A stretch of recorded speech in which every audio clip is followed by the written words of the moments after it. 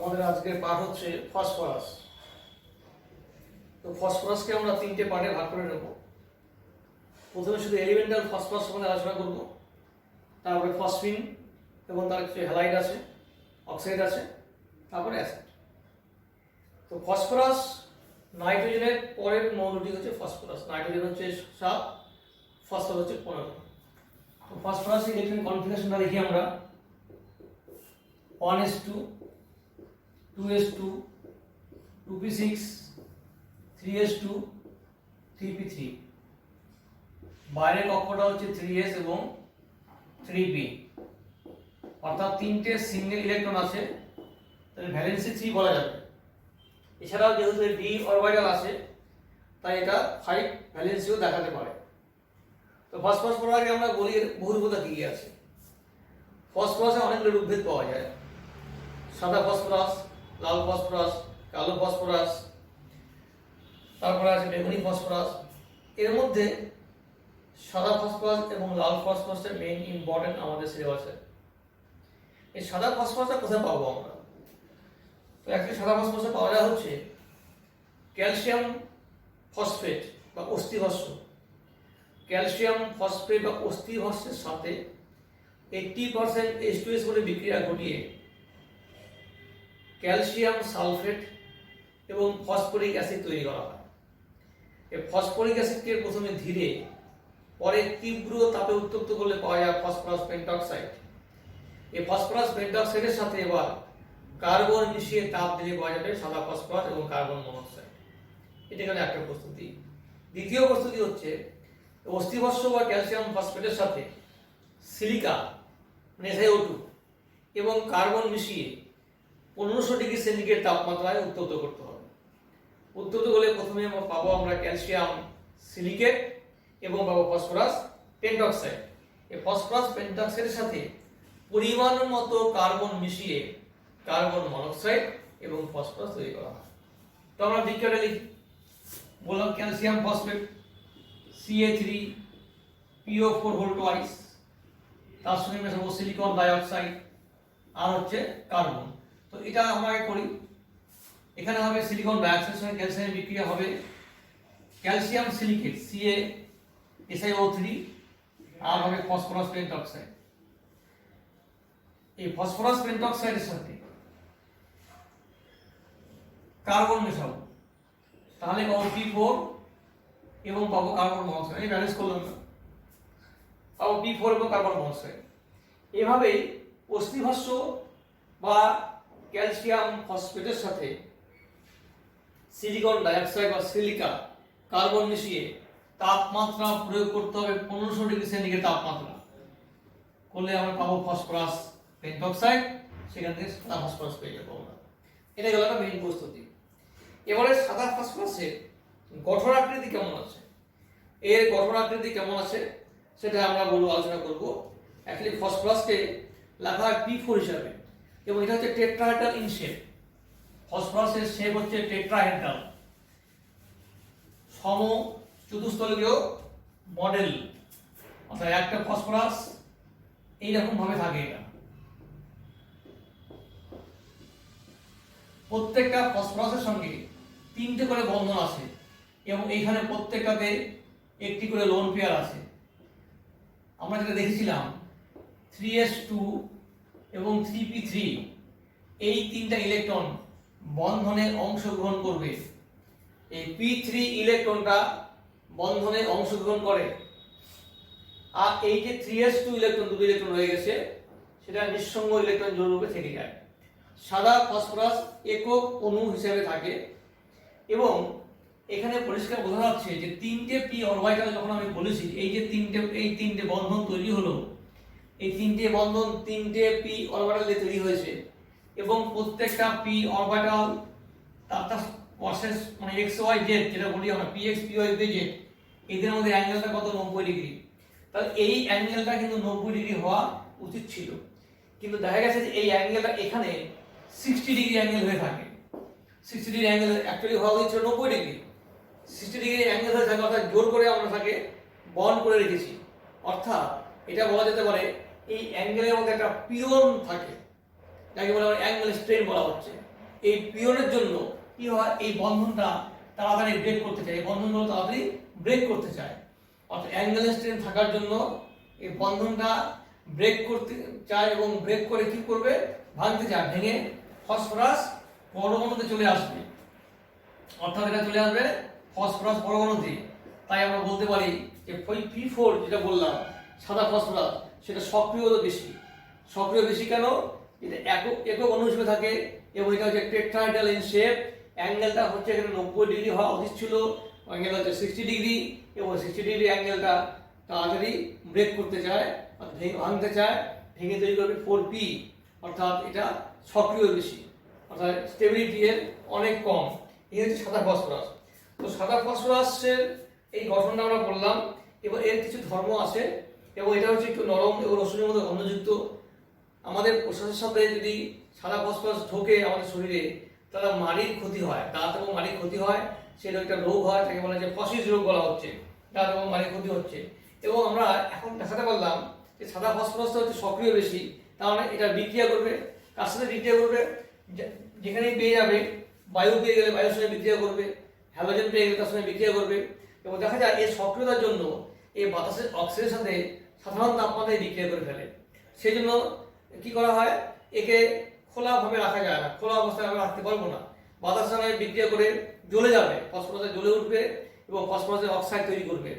Phosphorus জ্বলে উঠে oxide তৈরি করবে এবং তখন একটা আলোর আভা দেখা যাবে, প্রভা দেখা যাবে, যাকে বলছি আমরা শীতল শিখা বলা হচ্ছে, যাকে ফসফরাস অনুপ্রভা বলা হয় এবং যাকে বলছে শীতল শিখা, যার তাপ লাগবে না কিন্তু এটা জ্বলবে ফসফরাসটা।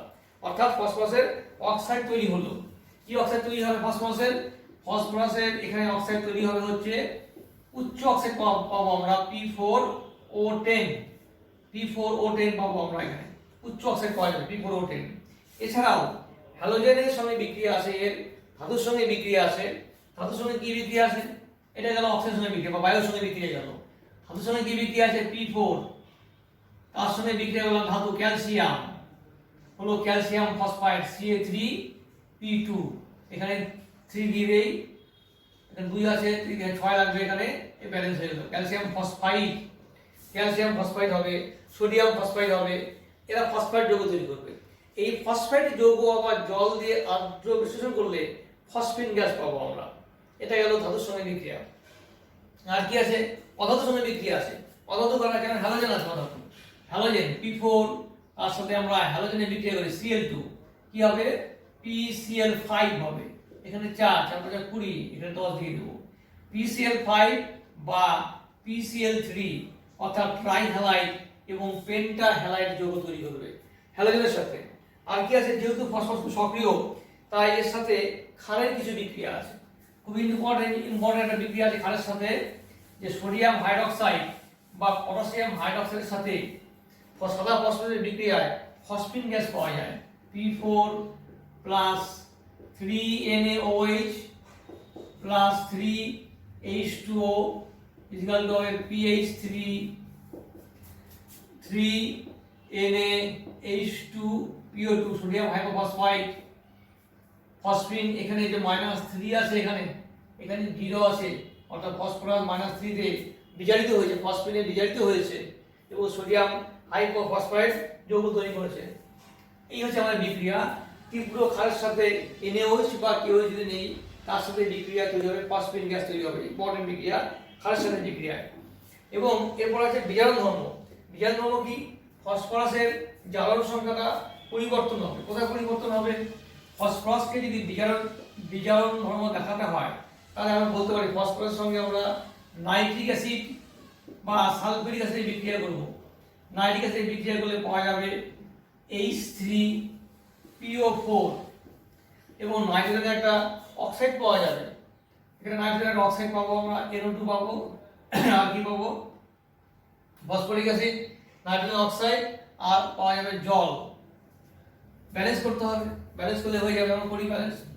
ধরো এখানে নেই HNO3, নেই আমরা HNO3 ব্রেকিং মেথডে করি আমরা, H2O ব্রেকিং মেথডে করলে পরে সেটা ব্যালেন্স হয়ে যায়, একবারে ব্যালেন্স হয়ে যাবে, আমাকে দুবার আর করতে হবে না। এখানে যায় আমার অক্সিজেন একটা আসবে। এবার P4, আর এই হচ্ছে যায় আমার অক্সিজেন, হবে P4 O10 বা 2p2O5, অক্সিজেন কত লাগবে এখানে? 10টা লাগবে। তাকে আমরা 5 দিয়ে গুণ করবো এখানে। আমরা এই P4O10 এর সঙ্গে যুক্ত করবো জল, হবে ফসফরিক অ্যাসিড H3PO4, 4টা আছে, 4 দেবো, 3 4 12 6 দেবো, এরকম ব্যালেন্স হয়ে গেছে। এই অক্সিজেন কেটে দাও, P4 এটা কেটে দিচ্ছি, তাহলে এখানে হলো P4 প্লাস 10টা 20টা নাইট্রিক অ্যাসিড, 20টা নাইট্রিক অ্যাসিড, এখানে 6টা জল, এখানে 5টা জল, তার মানে এখানে একটা জল লাগবে, সমান সমান 4H3PO4 প্লাস 2NO2, 5 দুগুণে 10টা NO2 হবে এখানে। এখানে হচ্ছে ফসফরাস হচ্ছে 0, আর এখানে হচ্ছে ফসফরাস হচ্ছে +5। ফসফরাস 0 থেকে +5 এ জারিত হয়েছে, অর্থাৎ ফসফরিক অ্যাসিড জারিত হয়েছে, নিচে হচ্ছে তাহলে বিজারক দ্রব্য। এই হচ্ছে বিজারণ ধরনের প্রমাণ। ফসফরাস সাথে নাইট্রিক অ্যাসিডের বিক্রিয়া বা সালফারিক অ্যাসিডের বিক্রিয়া একই রকম, একই টাইপের বিক্রিয়া, এই ব্রেকিং মেথডে আমরা করব। আর কি হতে পারে? সাদা ফসফরাস কপার সালফেট দ্রবণের সঙ্গে বিক্রিয়া করে, কপারকে অদক্ষে ফেলে দেয়। সাদা ফসফরাস সিলভার এবং গোল্ডের সাথে বিক্রিয়া করে, সিলভার বা গোল্ডের যে লবণ আছে, সিলভার নাইট্রেট হতে পারে, গোল্ডের ক্ষেত্রে বলতে পারবো না, AuCl3 হতে পারে, অরিয়াম ক্লোরাইড। আর কপারের সঙ্গে কপার সালফেটের দ্রবণের সঙ্গে বিক্রিয়া করতে পারে। তাহলে কপার, সিলভার, গোল্ড এদের লবণের সাথে ফসফরাসের বিক্রিয়া, সাদা ফসফরাসের বিক্রিয়ায় এই লবণটার যে ধাতুগুলো দিয়ে তৈরি, অর্থাৎ কপার, সিলভার, গোল্ড, সেই ধাতুগুলি অদক্ষেপ পড়বে, এবং তৈরি হবে ফসফরিক অ্যাসিড। এটা আরেকটা বিক্রিয়া আছে আমার, এখানেও কিন্তু আমরা বিজারণ ধর্ম পেয়ে যাব। কপার সালফেটের সঙ্গে ফসফরাসের বিক্রিয়া, কপার সালফেটের সাথে ফসফরাসের বিক্রিয়ায় ফসফরাস প্লাস কপার সালফেট, জলীয় দ্রবণ আছে, এখানে তৈরি হবে H3PO4, কপারে অদক্ষেপ পড়বে, H3PO4 এবং কপারে অদক্ষেপ পড়বে, আর এখানে সালফেট মূলক থাকার জন্য তৈরি হবে সালফিউরিক অ্যাসিড। এবার ব্যালেন্স করতে হবে। তো এখানে কি আছে? 0 আছে, এখানে +5 আছে, অর্থাৎ এটা জারিত হয়েছে, নিচে বিজারক দ্রব্য, অর্থাৎ এটা ফসফরাসের বিজারণ ধর্ম ধারণ করবে। এই হচ্ছে সাদা ফসফরাসের কিছু বিক্রিয়া আমরা আলোচনা করলাম। এরপর আসবো লাল ফসফরাস।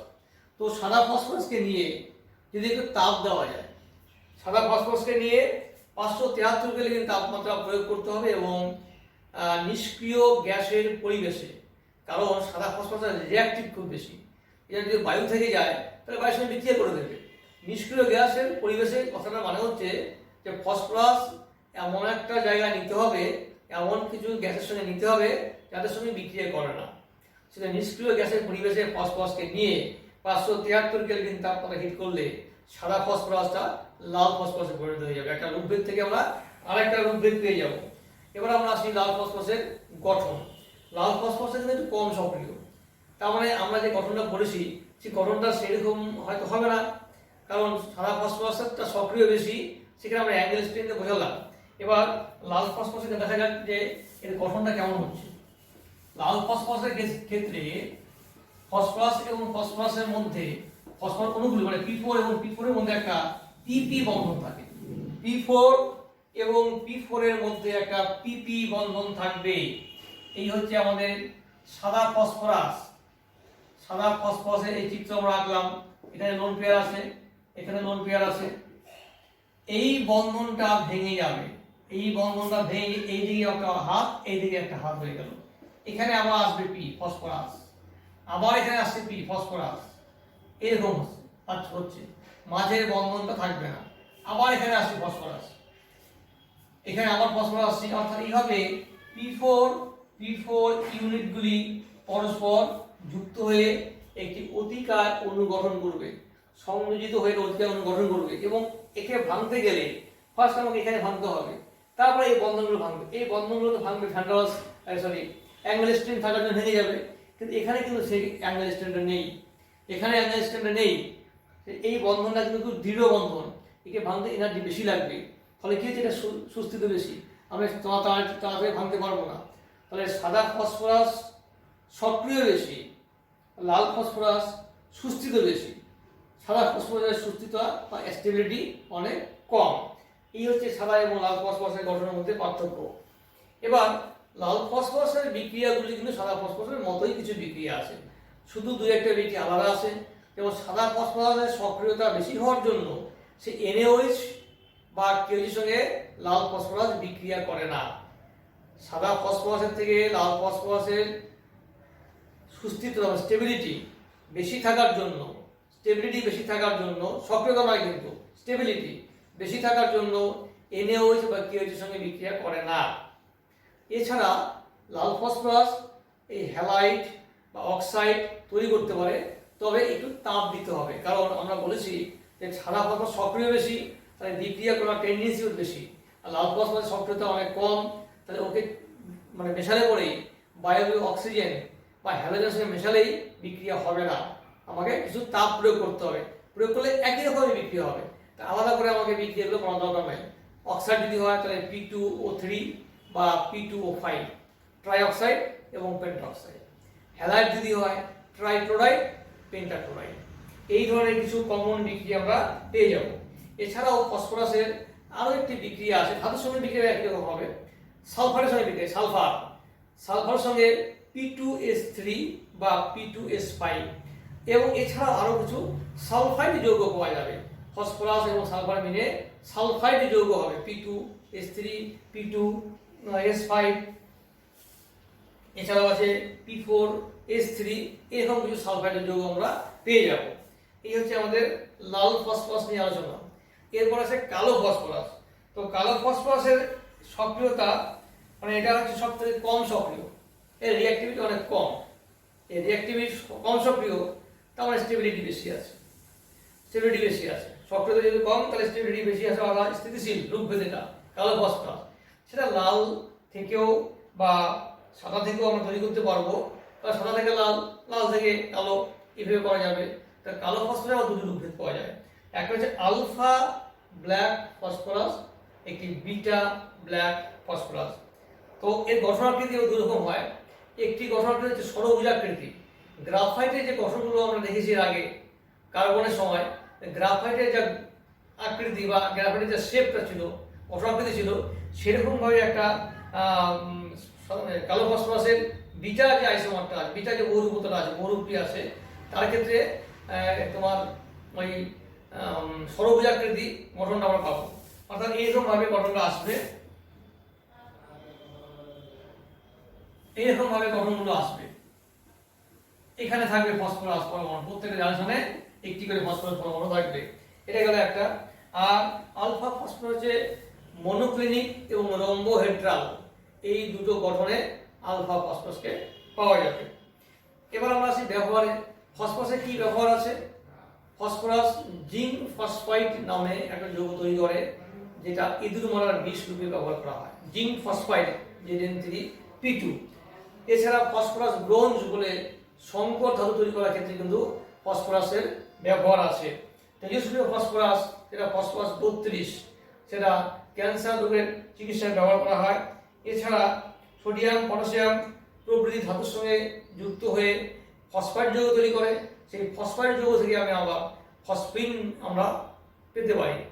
আর্দ্র বিশ্লেষণ করলে ক্যালসিয়াম ফসফাইড বা সোডিয়াম ফসফাইডকে আর্দ্র বিশ্লেষণ করলে আমরা ফসফিন গ্যাস পাবো। অর্থাৎ ফসফিনের উৎস রূপে কিন্তু আমরা ফসফরাস ব্যবহার করতে পারি ইনডাইরেক্টলি ভাবে। এই হচ্ছে আমাদের সাদা ফসফরাস, লাল ফসফরাস এবং কালো ফসফরাসের আলোচনা।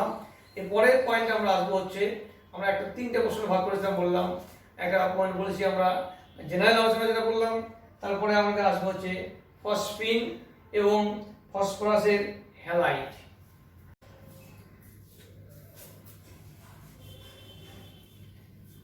আমরা আসছি এবার ফসফরাসের হাইড্রাইড। ফসফরাস দুটি হাইড্রাইড তৈরি করে, একটি ফসফিন আর একটি হচ্ছে ফসফরাস ডাইহাইড্রাইড। ফসফিন হচ্ছে PH3 হচ্ছে ফসফিন, এটা হচ্ছে গ্যাসীয় পদার্থ। আর P2H4 এটা হচ্ছে লিকুইড তরল পদার্থ, P2H4। এর মধ্যে PH3টা আমাদের পড়বার বিষয়। তো ফসফিনের প্রস্তুতির ল্যাবরেটরি মেথডে কি করে আমরা প্রস্তুত করব? সাদা ফসফরাসের সাথে তীব্র ক্ষারের বিক্রিয়ায় 3KOH 3H2O PH3 3KH2PO2 এই হচ্ছে আমাদের পটাশিয়াম হাইড্রক্সাইড বা সোডিয়াম হাইড্রক্সাইডের সাথে সাদা ফসফরাসের বিক্রিয়া ঘটিয়ে তৈরি করা হয় ফসফিন গ্যাস।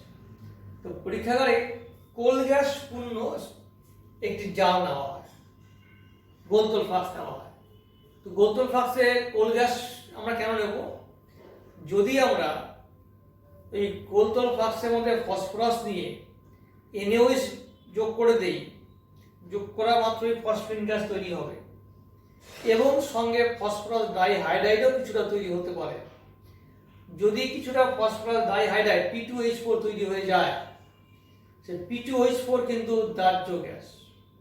বাতাসে আমার ওই গোলতোল ফ্লাস্কের উপরের পোর্শনটাতে বাতাস আছে, সেই বাতাসের সাথে P2H4 জ্বলে উঠবে, উঠে তৈরি করবে হচ্ছে P4O10 সাদা ধোঁয়া তৈরি করে। P4O10 সাদা ধোঁয়া হিসেবে দেখা যায়। এই P4O10 যখন তৈরি হবে, তার সাথে তৈরি হচ্ছে আমার P2H4 যেটা তৈরি হলো, সেটা দাহ্য, সেটা জ্বলে যাচ্ছে, সঙ্গে উৎপন্ন হচ্ছে বেশি পরিমাণে ফসফিন, সেটাও জ্বলে যাবে। ফলে তাপ তৈরি হবে, প্রচন্ড তাপ উৎপন্ন হবে, সেই তাপে গোলতোল ফ্লাস্কটা ফেটে যেতে পারে। সেই জন্য করা হয় কি, বিক্রিয়াটা শুরু করার আগে, অর্থাৎ NaOH যোগ করার আগে ফসফিন আমি গোলতোল ফ্লাস্কে নেওয়ার পরে ফ্লাস্কের মধ্যে এই গোলতোল ফ্লাস্কে এখানে আমরা ফসফরাস নিলাম, নিয়ে একটা টিউব দিয়ে এই তলা পর্যন্ত এখানে কোল গ্যাস পাঠিয়ে দিব। এটা ইনঅ্যাক্টিভ গ্যাস। এখানে পাঠালে পরে উপর থেকে বাতাসটাকে এদিক দিকে আরেকটা আউটলেট দিয়ে বের করে দেবো। এই আউটলেট দিয়ে এখানে আরেকটা আউটলেট থাকবে, যেখানে এখান দিয়ে ঢুকবে কোল গ্যাস। এটা কোল গ্যাসে ভর্তি হলে উপরে বাতাসটা আস্তে আস্তে আস্তে এখানে বেরিয়ে যাবে। অর্থাৎ টোটাল পাত্রটাকে কোল গ্যাসে পূর্ণ করে দেবো, যাতে এখানে NaOH যোগ করলে যে ফসফিন এবং ফসফরাস ডাইহাইড্রাইড যদি সামান্য তৈরি হয়, সেটা জ্বলে গিয়েও সেটা জ্বলবে না। এই কারণে যে এখানে অক্সিজেন নেই, বাতাসে অক্সিজেন নেই। ফলে এটা তৈরি হলেও ফসফিনের ক্ষেত্রে আমাদের কোনো সমস্যা হয়, ফসফিন তৈরি হওয়ার ক্ষেত্রে আমাদের কোনো প্রবলেম আসবে না। কারণ এটা তৈরি হচ্ছে ঠিকই, কিন্তু যেহেতু অক্সিজেন নেই, শুধু জ্বলানোর উপস্থিতি নেই। এবার এই সমস্ত ক্ষেত্রে দেখা যায় যদি সামান্য অক্সিজেন থেকে যায়, তখন এখানে ফসফিনটা একটা রিংয়ের মতন করে উঠতে থাকবে। সেটা অ্যাকচুয়ালি ঘটে হচ্ছে, যেহেতু ফসফরাস পেন্টক্সাইড তৈরি হয়, সেটা সাদা কুণ্ডলীকৃত ধোঁয়ার মতো উঠতে থাকবে যদি সামান্য অক্সিজেন থেকেও যায়। এই হচ্ছে ফসফরাস ল্যাবরেটরিতে ফসফরাস প্রস্তুতি এবং ল্যাবরেটরি মেথডে ফসফিন প্রস্তুতি। এবং এই ফসফিন প্রস্তুতি করতে গিয়ে আমরা ফ্লাস্কের মধ্যেকার বাতাসকে কেন কোল গ্যাসে অপসারণ করব তার ব্যাখ্যা গেল। এবার এছাড়া আর কি কি পদ্ধতি আছে যার মাধ্যমে আমরা ফসফিন তৈরি করতে পারি? আর কি পদ্ধতি আছে? ফসফাইড যৌগ, যেমন অ্যালুমিনিয়াম ফসফাইড AlP, তাকে জল দিয়ে আর্দ্র বিশ্লেষণ করলে অ্যালুমিনিয়াম হাইড্রক্সাইড তৈরি হবে আর তৈরি হবে ফসফিন গ্যাস। এটাও আরেকটা পদ্ধতি। কেন অ্যালুমিনিয়াম হাইড্রক্সাইড এবং ফসফিন গ্যাস। আর কি হতে পারে? ফসফরাস অ্যাসিডকে নিয়ে যদি তাপ দেওয়া যায়, তাহলে এর একটা শত জারণ বিজারণ বিক্রিয়া ঘটে। এটা -3, আর এটা হচ্ছে H3PO4, এটা +5, এখানে +3 আছে। H3PO3 কে নিয়ে তাপ দিলে পরে ফসফিন এবং ফসফরিক অ্যাসিড পাওয়া যাবে। আর কি হতে পারে? ফসফোনিয়াম ক্লোরাইড, ফসফোনিয়াম আয়োডাইড, যেমন PH4I, একে নিয়ে তাপ দিলে তৈরি হবে PH3 এবং তৈরি হবে HI, ফসফোনিয়াম আয়োডাইড। এগুলো হচ্ছে ফসফিন প্রস্তুতির আরো কিছু ব্যাখ্যা আমরা দিলাম, নিজে বললাম আমরা। এই ফসফিনের এবার গঠনে আমরা আসি, যদিও গঠনটা আমরা আগেই করে ফেলেছি। ফসফিনের স্ট্রাকচার হচ্ছে এইরকম। এটা sp3 সংকরায়িত। এই ফসফরাস এই পরমাণুটি হচ্ছে sp3 সংকরায়িত। এই তিনটে ফসফরাসের তিনটি sp3 সংকরায়িত অরবিটালের সাথে হাইড্রোজেনের 1s অরবিটালের মুখোমুখি অভিলেপনের ফলে 3টি সিগমা বন্ধন তৈরি হয়েছে, যাদের মধ্যে অ্যাঙ্গেলটা 109 ডিগ্রি 28 মিনিট হওয়ার কথা। কিন্তু এখানে আরেকটি অরবিটাল থাকবে sp3, যাতে আরেকটা লোন পেয়ার থাকবে। এই লোন পেয়ার আর এই বন্ড পেয়ারের মধ্যে একটা বিকর্ষণের ফলে এই অ্যাঙ্গেলটা কমে যাবে, এটা 100 থেকে কমে গিয়ে 97 ডিগ্রি হবে। এই হচ্ছে ফসফিনের গঠন বা তার স্ট্রাকচারটা আমরা বললাম, এবং লোন পেয়ারে কি কাজ সেটা বললাম। এবার আমরা আসি ধর্মে। ফসফিনের কি কি ধর্ম আছে দেখি আমরা। প্রথমে যে ফসফিনের মধ্যে ফসফরাসের মাথায় একটি নিঃসঙ্গ ইলেকট্রন জোড় আছে। ফসফিনের মধ্যে একটি নিঃসঙ্গ ইলেকট্রন জোড় আছে, এই ইলেকট্রন জোড় দান করতে পারে, তার মানে এটা ক্ষারক হিসাবে ব্যবহৃত হতে পারে। যদি ক্ষারক হিসেবে ব্যবহৃত হয় তাহলে এই চাই যদি এর সঙ্গে নেই আমরা, তাহলে আমরা পাবো PH4I অর্থাৎ ফসফোনিয়াম আয়োডাইড, তার মানে এটা বেসিক ইন নেচার, যাকে আমরা বলি লুইস বেস। তাহলে ফসফিনের সাথে হ্যালাইড অ্যাসিডের hydrochloric acid HCl HBr HI বিক্রিয়া হয়ে এরকম মানে ফসফোনিয়াম ক্লোরাইড ব্রোমাইড বা আয়োডাইড যৌগ তৈরি হবে। আর কি হতে পারে, ফসফিনকে আমরা জ্বালাতে পারি অক্সিজেন দিয়ে, জ্বললে কি হবে, ফসফরাস অক্সাইড তৈরি হবে, এই ফসফরাস অক্সাইড তৈরি হবে আর তৈরি হবে জল। তাহলে ফসফরাস অক্সাইড হচ্ছে P2O3 হতে পারে আর জল হতে পারে, এবং এই অক্সাইডের সাথে জলের বিক্রিয়া তৈরি হবে আবার H3PO3। তাহলে H3PO3 বা H3PO4 হতে পারে। যদি এখানে তৈরি হয় P2O3 তাহলে হবে H3PO3, আর যদি এখানে তৈরি হয় H2O5 তৈরি হয়, সরি P2O3 তৈরি হলে তৈরি হবে H3PO3, P2O3 যদি হয় তাহলে হবে H3PO3, আর যদি এখানে তৈরি হয় হচ্ছে P2O5 তাহলে তৈরি হবে H3PO4। অর্থাৎ এখানে ট্রাইঅক্সাইড থেকে ফসফরাস অ্যাসিড আর পেন্টঅক্সাইড থেকে ফসফরিক অ্যাসিড আমরা পাবো। এই হচ্ছে ফসফিনকে জ্বালালে পরে কি কি আমরা পেতে পারি। আর কি হতে পারে, কপার সালফেট দ্রবণে, আর ইম্পর্টেন্ট বিক্রিয়া বলছি আমরা, কপার সালফেট বা সিলভার নাইট্রেট দ্রবণে যদি ফসফিন যোগ করা যায় তাহলে কপার বা সিলভারের পদক্ষেপ করবে। তো কপার সালফেট দ্রবণে আমরা যোগ করলাম হচ্ছে ফসফিন। কপার সালফেট দ্রবণে ফসফিন যোগ করলে প্রথমে যেটা তৈরি হবে এই copper P, copper phosphide Cu3P2, তাহলে এখানে 3 লাগবে Cu3P2, আর সালফেট আর হাইড্রোজেন এখানে 2 লাগবে, 3 দুগুণে 6 আর তৈরি হবে H2SO4, H2SO4 3 হবে। এই কপার ফসফাইড Cu3P2 তার সঙ্গে অতিরিক্ত কপার সালফেট যদি মিডিয়ামে আমার চলে আসে, অতিরিক্ত কপার সালফেট চলে আসে, তার সঙ্গে জল যোগ করব আমরা, মিডিয়ামে জল আছে, আরো অতিরিক্ত কপার সালফেট যোগ করে নিলাম, এখানে 3 নিলাম, তাহলে 6টা হবে কপার ধাতু, এটা অদক্ষেপ করবে। এই 3টে আর এই 3টে অদক্ষেপ করে যাবে। এবার কি হলো, P2 রইল, অর্থাৎ ফসফরাস রইল, সালফেট রইল, জল রইল। তাহলে কি কি হতে পারে, কপার ফসফাইড আমরা প্রথমে পেলাম আর সালফারিক অ্যাসিড পেলাম। তাহলে দ্বিতীয় ক্ষেত্রে আমরা কি পাবো, এখানে সালফেট আছে, তার মানে পাবো H2SO4। এখানে আছে ফসফরাস, ফসফরাস আছে P2, তাহলে পাবো ফসফরিক অ্যাসিড H3PO4। দুটো আছে এখানে, 2 করে দেই, 3 দুগুণে সালফেট করা হয় 3টে আছে, 3 করে দেই, 3 দুগুণে 6, 3 দুগুণে 6 12, মানে 6 দিয়ে দেই, আমার ব্যালেন্স হয়ে গেল। এভাবে ব্যালেন্স করে দেবো আমরা। তাহলে কপার সালফেট দ্রবণে ফসফিন যোগ করলে প্রথমে তৈরি হবে কপার ফসফাইড এবং সালফারিক অ্যাসিড। এই কপার ফসফাইডের সঙ্গে অতিরিক্ত কপার সালফারের বিক্রিয়া ঘটালে তৈরি হবে কপার সালফারিক অ্যাসিড এবং ফসফরিক অ্যাসিড, এই তৈরি হবে।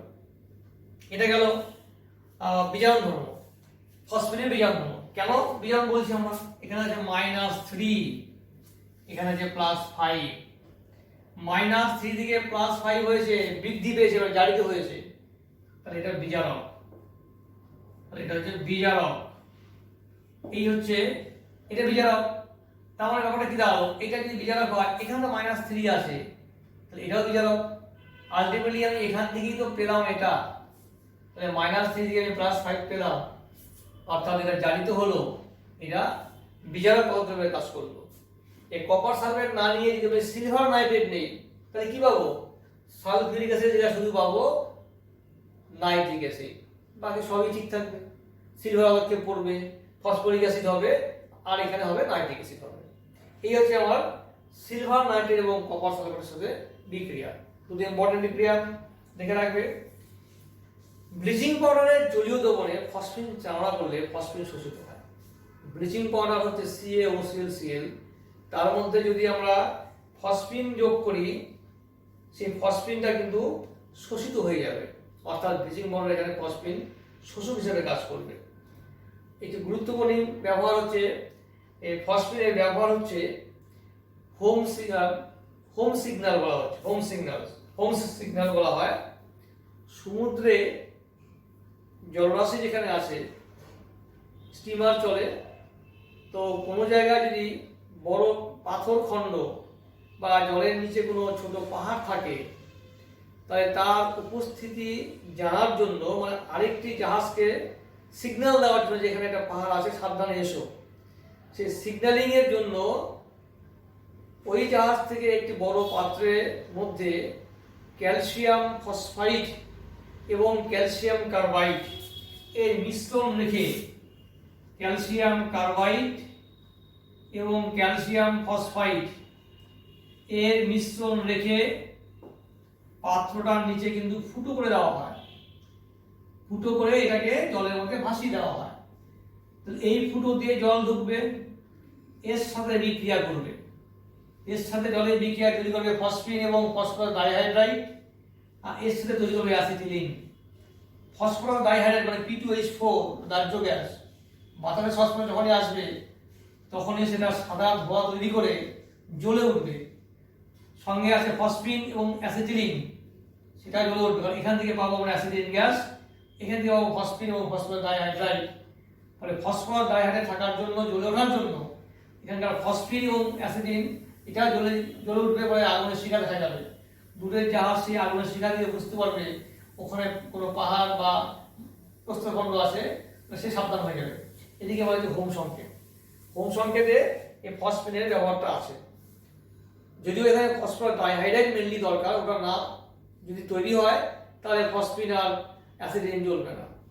জ্বালাতে গেলে আমাকে ফসফিন এর সঙ্গে ফসফরাস ডাইহাইড্রাইড আসবে, কিন্তু এটা চলে আসবে।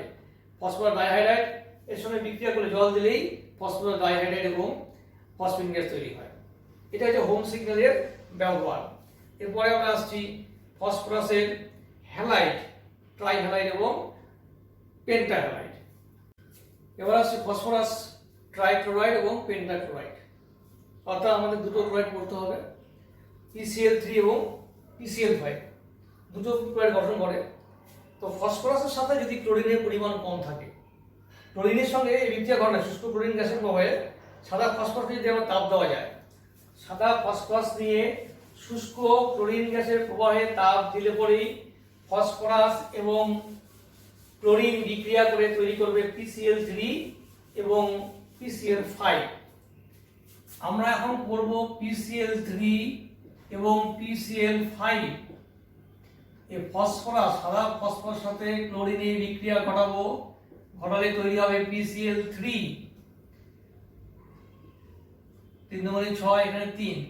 যদি ক্লোরিনের পরিমাণ কম থাকে তাহলে তৈরি হবে PCl3।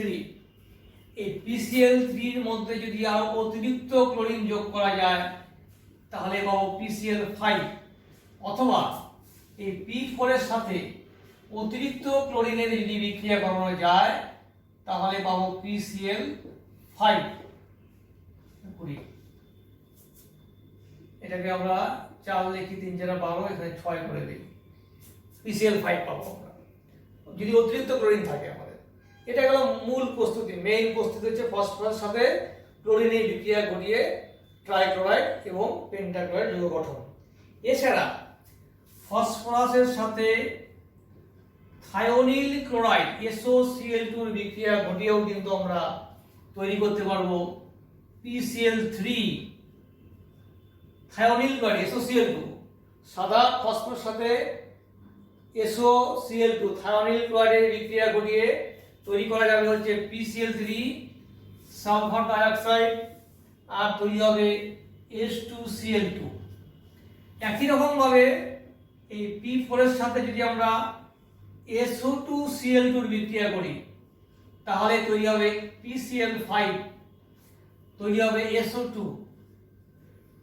P4 এর সাথে SO2Cl2 মানে সালফিউরিল ক্লোরাইড, P4 এর সাথে সালফিউরিল ক্লোরাইডের বিক্রিয়া করিয়ে আমরা তৈরি করতে পারবো হচ্ছে PCl5 এবং তৈরি করব হচ্ছে SO2 তৈরি করব। তাহলে প্রথমটা ক্ষেত্রে হচ্ছে থায়োনিল ক্লোরাইড, দ্বিতীয়টা ক্ষেত্রে হচ্ছে সালফিউরিল ক্লোরাইড। এই দুটো হচ্ছে মেইন প্রস্তুতি। ফসফরাসের যে দুটো ক্লোরাইড আছে PCl3 এবং PCl5, এদের মেইন প্রস্তুতি। এবার আমরা আসি গঠনে। PCl3 এবং PCl5 এর গঠন। PCl3 হচ্ছে পিরামিডাল গঠন। PCl3 গঠন হচ্ছে পিরামিডাল, এর কেন্দ্রীয় পরমাণু হচ্ছে sp3 সংকরায়িত। এটা হচ্ছে ট্রাইগোনাল বাইপিরামিডাল, এটা হচ্ছে sp3d সংকরায়িত। তাহলে এইখানে কি গঠনটা হবে, এই ফসফরাসের একজোড়া লোন পেয়ার থেকে যাবে। এই ফসফরাসের sp3 সংকরায়িত অরবিটালের সাথে ক্লোরিনের p অরবিটালের মুখোমুখি অভিলেপনের ফলে একটা সিগমা বন্ধন তৈরি হবে, আর এই sp3 সংকরায়িত অরবিটালে একটি লোন পেয়ার থেকে যাবে। এটা হচ্ছে পিরামিডাল গঠন। আর PCl এর গঠন কি, ট্রাইগোনাল বাইপিরামিডাল। এখানে P Cl Cl Cl দুটো হচ্ছে অ্যাক্সিয়াল আর তিনটে হচ্ছে ইকুইটোরিয়াল বন্ড থাকবে। এই নিয়ে আমাদের ডিসকাশনটা আমরা আগে করে ফেলেছি, ডিটেইল ডিসকাশন এখানে আমরা করছি না, শুধু গঠনটা বলছি, ট্রাইগোনাল বাইপিরামিডাল গঠন PCl। এবার আমরা আসবো এই বিক্রিয়াতে, PCl3 এবং PCl5 এর কি কি বিক্রিয়া আছে। তাহলে গঠন হলো, এবার আসছে বিক্রিয়া। PCl3 কে জলের সাহায্যে আর্দ্র বিশ্লেষণ করলে বিস্ফোরণ সহ বিক্রিয়া ঘটে, তৈরি হবে H3PO3 আর তৈরি হবে HCl। H3PO3 আর তৈরি হচ্ছে HCl। ফসফরাস অ্যাসিড তৈরি হবে এখানে 3, এখানে 3 নিয়ে নেই, 6 মিলে গেল ফসফরাস অ্যাসিড। যদি এটা PCl5 হতো, এখানে আমি জল নিতাম, তাহলে হতো H3PO4 আর তৈরি হতো HCl। অবশ্যই একসঙ্গে বিক্রিয়াটা একবারে হয় না, প্রথমে এখান থেকে তৈরি হয় POCl3, তারপরে তৈরি হবে H3PO4। আগে হবে অক্সিক্লোরাইড, যে দুটো অ্যাক্সিয়াল ক্লোরিন ছিল সে দুটো ক্লোরিন বেরিয়ে যাবে, আর সেখানে অক্সিজেন ঢুকবে, POCl3 হবে আগে আর HCl হবে। তাহলে ফার্স্ট স্টেজে কি বিক্রিয়া হলো, এটা যদি আমরা প্রথম অবস্থায় লিখতে চাই, এখানে এটা হবে POCl3 আর হবে দুটো HCl। এটার সাথে এবার জলের বিক্রিয়া করলে তৈরি হবে H3PO4 আর তৈরি হবে HCl। এটার সাথে এবার জলের যদি বিক্রিয়া করি আমরা, তাহলে পাবো H3PO4 আর পাবো HCl। H3PO4, তাহলে এখানে 2 লাগবে ব্যালেন্স করতে গেলে, এখানে 6 লাগবে, এখানে 2 লাগবে, 3 দুগুণে 6, এখানে 6, 6টা হাইড্রোজেন, 12টা হাইড্রোজেন, 6টা অক্সিজেন আর 2, 4 দুগুণে 8 আর 2, 8 মিলে গেল। তাহলে 2POCl3, এই হচ্ছে আমার বিক্রিয়া। তাহলে ফার্স্ট স্টেজে তৈরি হবে POCl3 HCl, দ্বিতীয় স্টেজে POCl3 এর সঙ্গে জলের বিক্রিয়া তৈরি হবে ফসফরিক অ্যাসিড এবং HCl। আলটিমেটলি প্রোডাক্ট হচ্ছে এটা। তাহলে পেন্টাক্লোরাইড থেকে পাচ্ছি ফসফরিক অ্যাসিড, ট্রাইক্লোরাইড থেকে পাচ্ছি ফসফরাস অ্যাসিড, এটা মেইন বিক্রিয়া। এছাড়া আর কি আছে, এছাড়া আরো কিছু বিক্রিয়া আছে, যেমন আছে PCl3 এর সঙ্গে অতিরিক্ত ক্লোরিনের বিক্রিয়া করায়, তাহলে PCl5 তৈরি হবে। PCl3 এর সাথে যদি আমরা এবার ফিনাইল ম্যাগনেসিয়াম ক্লোরাইডের বিক্রিয়া করাই, phenyl magnesium chloride C6H5 magnesium chloride এর সঙ্গে হলো PCl3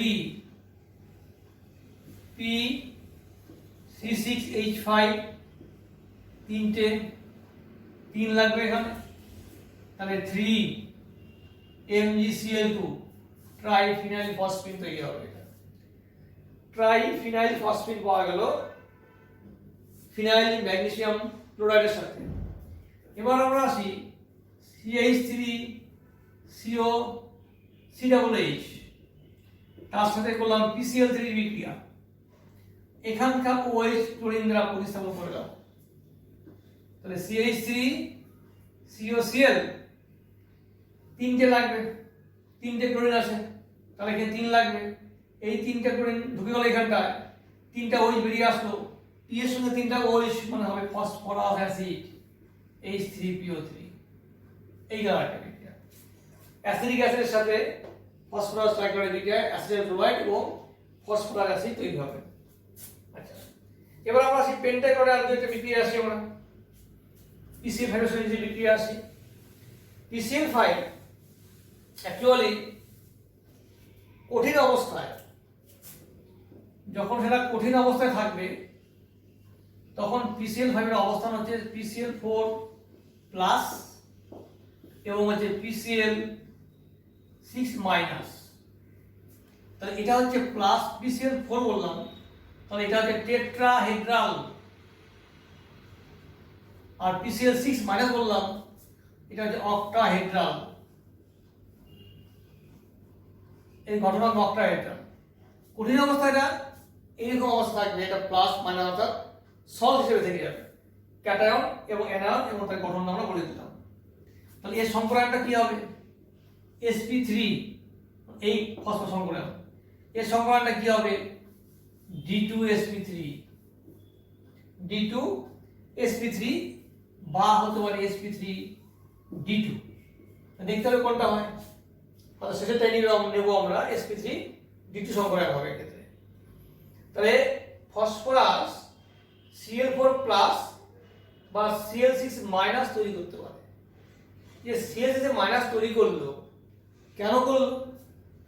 PCl5 পর্যন্ত আমরা জানি, এর সাথে আমরা এই একটা নেই আমরা PF5 ফসফরাস পেন্টাক্লোরাইড, PCl3 বা PCl5 PF5 একই।